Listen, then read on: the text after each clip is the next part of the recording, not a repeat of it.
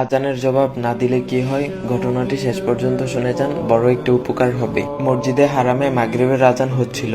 আমি তখন হারাম শরীফের ছাদে কোনো মতে দৌড়ে গেলাম অজু করতে, যাতে ভিড় থেকে বাঁচতে পারি। আমি অজু করছি, পাশে একজন নুরানি চেহারায় একজন আরবি সাহেব আজানের জবাব দিচ্ছিলেন। তখন আমার অজুও শেষ, এদিকে আজানও শেষ। আমি চলে আসছিলাম, এমন সময় ওই আরবি সাহেব আমাকে ডেকে বললেন, ইয়া ওলাদা, তুমি কি আরবি বুঝো? তখন আমি হাসূচক মাথা নাড়ালাম।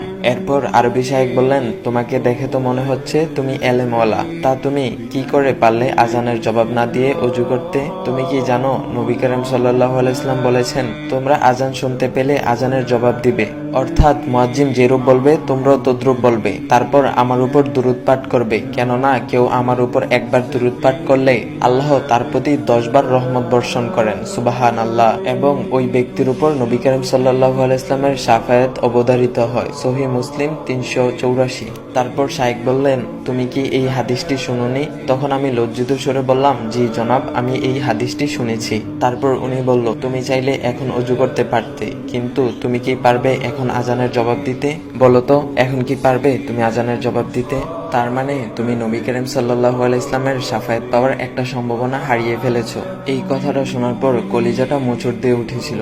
আমাদের সব আমল রবের কাছে কবুল হয় না, কিছু কিছু হয়, আবার কিছু কিছু হয় না। হয়তো আজকের আজানের জবাবটা আল্লাহ কবুল করে নিত।